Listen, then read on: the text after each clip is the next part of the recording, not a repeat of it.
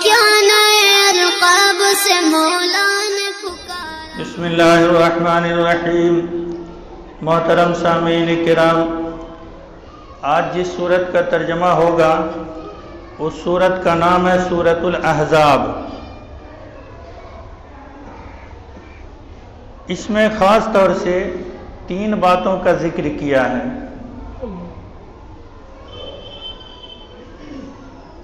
ایک تو ہے زہار کا مسئلہ، اور ایک ہے متبنہ کا بیٹا، متبنہ کا مسئلہ، جس کو پوسپوت کہیے، لے پالک کہیے، اور ایک ہے اس کی بیوی سے نکاح کرنا۔ یہ 3 مسئلہ ہے۔ سب سے پہلی بات، یہ سورت کا نزول ہوا مدینہ منورہ میں۔ حضور پاک صلی اللہ علیہ وسلم جب ہجرت کر کے مدینہ منورہ تشریف لے گئے تو وہاں یہودیوں کے کئی قبیلے تھے، بنو نذیر، بنو قریظہ، بنو قینقاع، یہ سب خاندان کا نام تھا۔ آپ صلی اللہ علیہ وسلم کے دل میں یہ تمنا تھی کہ یہ لوگ اگر ایمان لے آتے، جو بڑے بڑے خاندان تھے، سردار تھے، تو اسلام کو طاقت ملتی۔ کچھ لوگ اس میں سے ایسے تھے کہ آپ صلی اللہ علیہ وسلم کی شہرت کو دیکھ کر اپنے آپ کو مسلمان کہلا کر آپ کی مجلس میں آتے تھے۔ مسلمان تھے نہیں، یہی منافق ہوا، لیکن مسلمان بن کر آتے تھے۔ آپ صلی اللہ علیہ وسلم دنیا میں کسی چیز کا لالچ نہیں کیا، اگر لالچ ہوا بھی ہے تو صرف اس بات کا کہ سارے کے سارے لوگ ہدایت پا جاتے، بس نبی کو اتنی ہی چاہت تھی۔ یہ لوگ جب مجلس میں آتے تھے تو آپ صلی اللہ علیہ وسلم کی دلی چاہت یہ رہتی تھی کہ ان لوگوں کے ساتھ اگر نرمی کا معاملہ کیا جائے تو ممکن ہے کہ دھیرے دھیرے یہ لوگ ایمان لے آئیں گے۔ اس میں ہوتا تھا کیا کہ چھوٹی موٹی غلطیوں کو نظر انداز کر دیتے تھے آپ صلی اللہ علیہ وسلم تاکہ یہ اور قریب ہو جائے۔ اور ایک بات یہ بھی ذہن میں رکھیے کہ جس سے زیادہ جتنی قربت ہوتی ہے اور مجلس میں جتنا زیادہ اٹھنا بیٹھنا ہوتا ہے تو انسان کی فطرت ہے کہ وہ لوگ کہتے ہیں کہ منہ کھایا ہے تو آنکھ لجا جاتی ہے، تو اس وقت آدمی حق سے ہٹ جاتا ہے۔ جس کے ساتھ دوستی رہتی ہے، اگر وہ کوئی غلط قدم اٹھاتا ہے تو تعلق بیچ میں آ کے اس کو روکنے سے باز آ جاتا ہے کہ میرا دوست ہے، اگر کہیں گے تو یہ برا مان جائے گا۔ آپ صلی اللہ علیہ وسلم کی چاہت یہ تھی کہ یہ اسلام میں زیادہ سے زیادہ لوگ داخل ہو جائیں، اس بنا پر نظر انداز کرتے تھے۔ ایک دوسری بات کہ مکہ سے قافلہ گیا تھا جس میں ولید ابن شیبہ، ولید ابن مغیرہ، شیبہ بن ربیعہ، اکرمہ ابن ابو جہل، عثمان، سفیان ابن حرب، یہ سب بڑے بڑے سردار تھے مکہ کے۔ یہ آپ صلی اللہ علیہ وسلم کے پاس گئے اور کچھ لالچ دیا کہ آپ ہمارے معبود کو برا بھلا نہ کہیں، آپ ہمارے دین کو برا بھلا نہ کہیں تو ہم آپ کو مان لیں گے۔ آپ صلی اللہ علیہ وسلم یہ مجلس ہوتی رہی۔ اس بیچ میں عمر فاروق رضی اللہ عنہ بیٹھے ہوئے تھے، انہوں نے ان لوگوں کو چاہا کہ اس کو قتل کر دیں۔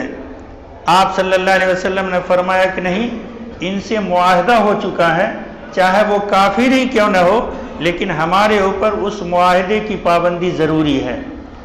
اس بیچ میں اللہ رب العزت نے اس سورت کو نازل کیا، اور سب سے پہلا آپ صلی اللہ علیہ وسلم کی خصوصیت ہے کہ جتنے بھی انبیاء کرام دنیا میں آئے ہیں سب کو اللہ نے اگر خطاب کیا ہے تو یہی کہا، یا عیسیٰ، یا موسیٰ، یا نوح، یا آدم، ایسے ہی خطاب ہے۔ لیکن ہمارے نبی کو یہ خاص رتبہ ملا ہے کہ نام نہیں لیا گیا ہے، بلکہ کہا گیا یا ایھا النبی، اے میرے نبی، اتق اللہ، اللہ سے ڈرتے رہو، اتق اللہ، اللہ سے ڈرتے رہو۔ اب ایک سوال ہے کہ اللہ کے نبی تو سراپا ہدایت تھے، پھر اس میں الگ سے ڈرنے کی تاکید کیوں کی گئی؟ تو ہم اور آپ محاورے میں یا برا نہ مانے تو پنچایت میں بھی بول دیتے ہیں، منہ ملا لیتے ہیں پہلے اور کہتے ہیں کہ ہم ایسے بولیں گے تو آپ اپنے پر مت سمجھیے گا، میرا مقصد یہ ہوگا، یہی نہیں ہوتا۔ تو اللہ رب العزت خطاب تو نبی کو کر رہے ہیں، لیکن ہم امتیوں کو یہ خطاب ہے کہ جب نبی سے اللہ کہہ رہا ہے کہ اللہ سے ڈرو، تو پھر امت کو کتنا ڈرنا چاہیے، اصل یہ مقصد ہے۔ یا ایھا النبی اتق اللہ، اے نبی اللہ سے ڈرتے رہو۔ اب وہی آپ صلی اللہ علیہ وسلم جو مجلس میں نرمی برتا کرتے تھے، تو اللہ پاک فرماتے ہیں وَلَا تُطِعِ الْكَافِرِينَ وَالْمُنَافِقِينَ، کہ کافر اور منافق کی آپ اطاعت مت کیجئے۔ اس کا مطلب اس کی مانیے بھی نہیں، اس کے ساتھ نرمی کا معاملہ بھی نہ کیجئے۔ کیوں؟ ان اللہ کان علیما خبیرا، اللہ کو اس بات کی خبر بھی ہے اور وہ جان بھی رہا ہے کہ اسلام کون لائے گا، اسلام سے تقویت کس کو پہنچے گی، اسلام کا بول والا کیسے ہوگا، یہ اللہ کے ذمہ ہے۔ آپ اس لالچ میں نہ پڑیں کہ ان کی بات مان لیں گے تو یہ اسلام میں آ جائیں گے۔ ان اللہ کان علیما خبیرا۔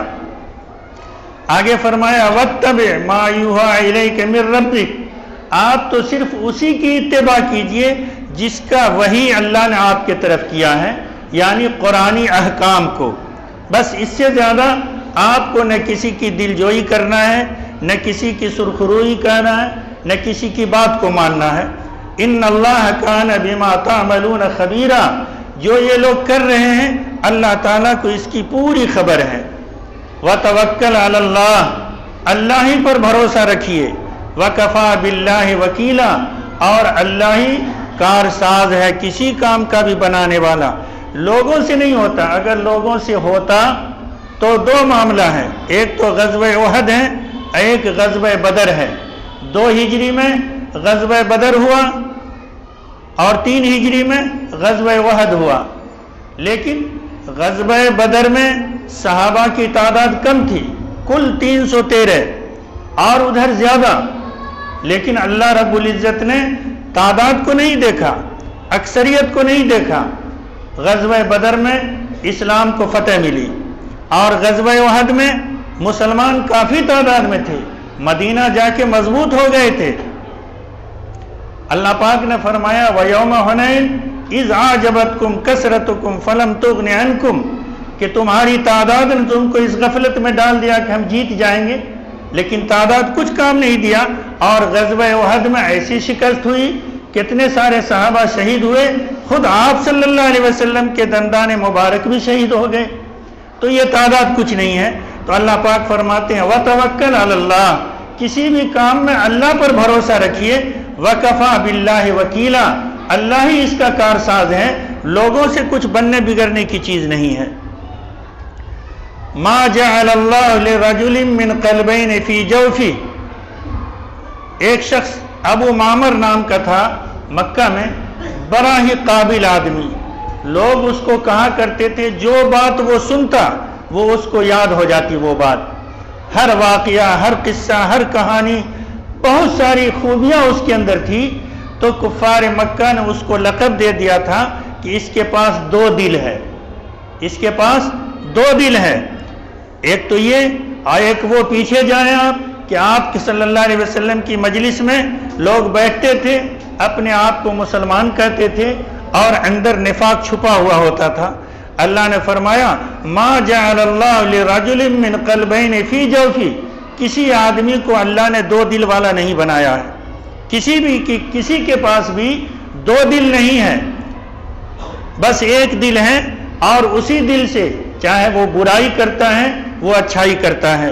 ایسا نہیں کہ ایک دل سے اچھائی اور ایک دل سے برائی، ایک دل سے کسی پر احسان، ایک دل سے کسی پر ظلم، ایسا نہیں۔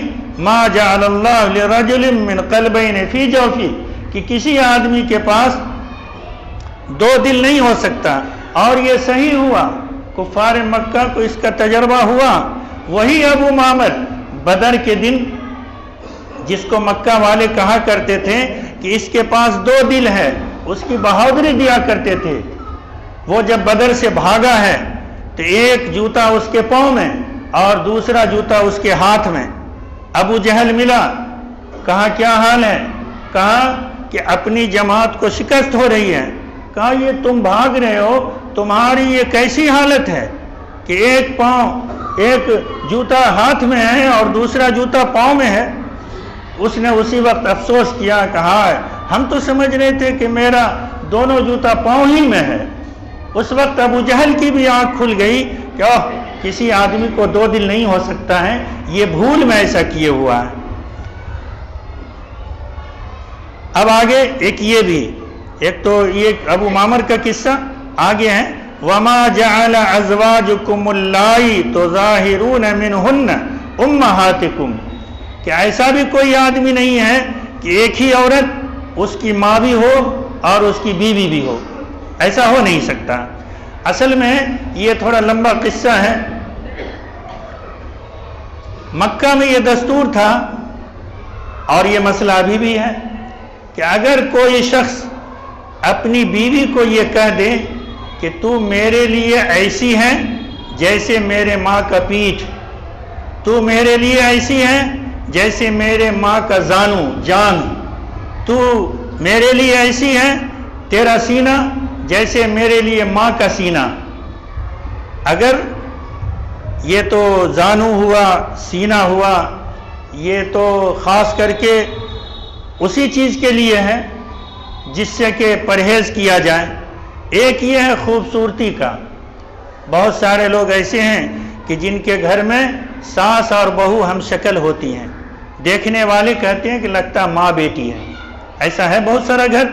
تو وہ شوہر اگر بیوی کو کہے کہ تمہارا چہرہ میری ماں سے ملتا جلتا ہے تب تو چلے گا، لیکن وہ کہہ دے کہ تمہارا چہرہ، تمہاری پیٹھ، تمہارا پیٹ، تمہارا زانو میرے لیے ایسا ہی ہے جیسے میرے ماں کا ہے، اب یہ اس کی بیوی اس کے لیے حرام ہو جائے گی،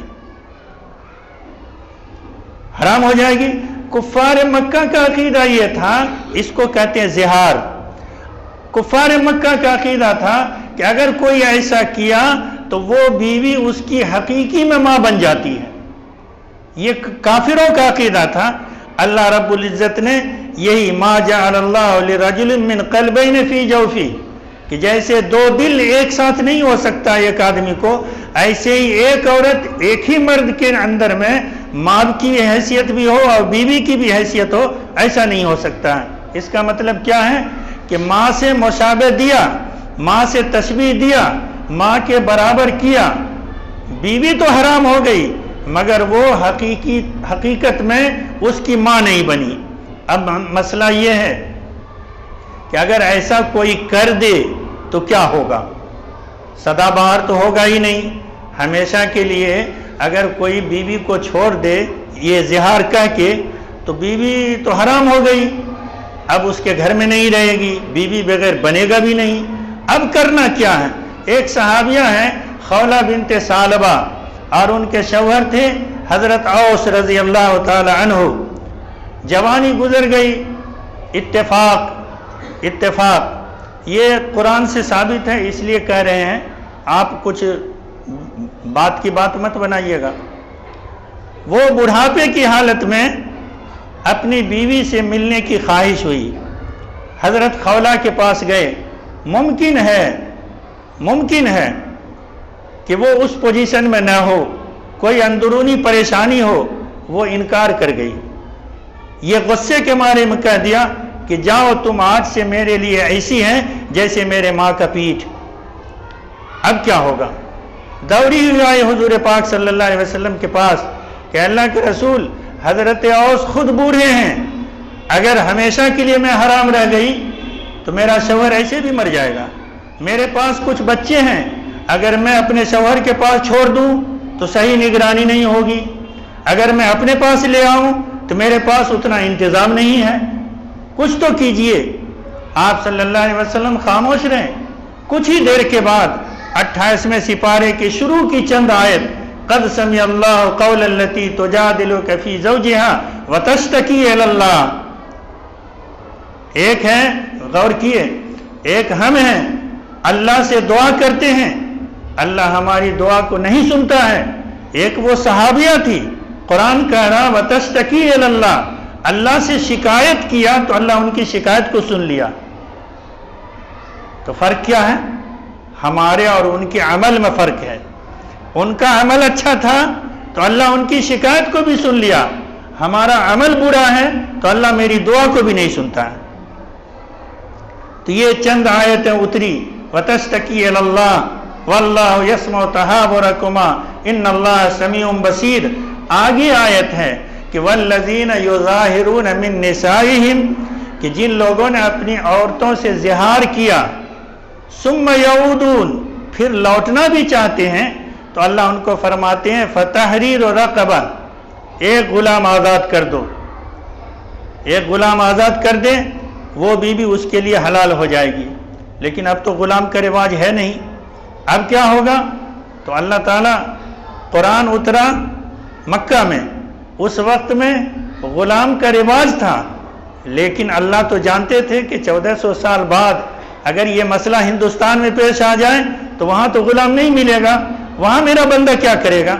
اللہ تعالیٰ اسی وقت اس کا جواب دے دیا، فَمَن لَّمْ يَجِدْ، اگر تم غلام نہیں پاؤ، فَصِيَامُ شَهْرَيْنِ مُتَتَابِعَيْنِ، 60 دن لگاتار روزہ رکھو. 60 دن لگاتار 59 دن رکھا، 60واں دن کوئی مجبوری سے افطار کر لیا، پچھلا سب ڈیلیٹ پھر سے رکھنا ہوگا. فَمَن لَّمْ يَجِدْ فَصِيَامُ شَهْرَيْنِ مُتَتَابِعَيْنِ. آگے فرمایا کہ عمر بڑھ گئی، جیسے حضرت اوس نے حضرت خولہ کے ساتھ کیا، بڑھاپے میں 60 روزہ لگاتار مشکل ہے، تو اللہ ابھی کے بارے میں جان رہے تھے. اللہ تعالیٰ فرمایا فَمَن لَّمْ يَسْتَطِعْ فَإِطْعَامُ 60 مِسْكِينًا، غلام نہیں ہو سکتا، 60 روزہ نہیں ہو سکتا، تو کم سے کم 60 غریب کو کھلا لو، اس کے بعد اپنے بیوی سے مل لو. یہ ہے زہار. تو اللہ کافروں کی بات کو رد کر رہا ہے. کافروں کا عقیدہ تھا کہ زہار کر لینے سے حقیقت میں ماں بن جاتی ہے. اللہ پاک فرماتے ہیں ماں تو نہیں بنتی مگر بیوی حرام ہو جاتی ہے. یہ 3 آپشن دیا ہے، یا تو ایک غلام آزاد کرے، یا 60 روزہ لگاتار رکھے، یا 60 مسکین کو کھلائے.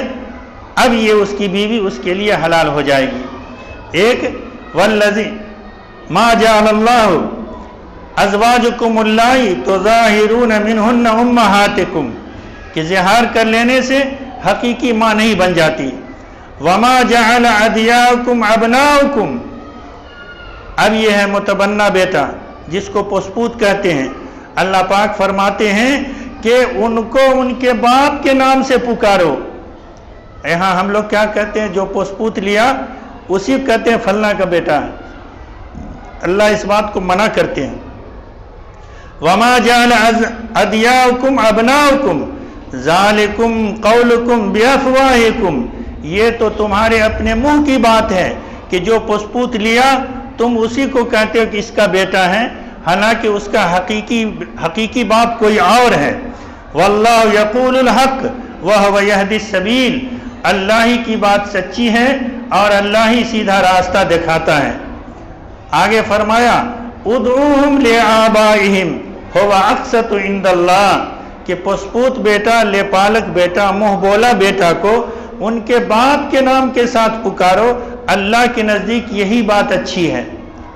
آگے آپشن بھی بتا دیا اللہ تعالیٰ، فَإِن لَّمْ تَعْلَمُوا، جس کا کہیں پر اسٹیشن پر، پلیٹ فارم پر کہیں بھولا بھٹکا کوئی مل لیا، اس کو بھی اگر بیٹا بنا لیا تو اس کو بھی ہم اپنا بیٹا نہیں کہہ سکتے ہیں، یا ہم لوگ اس کو فلاں کا بیٹا نہیں کہہ سکتے ہیں.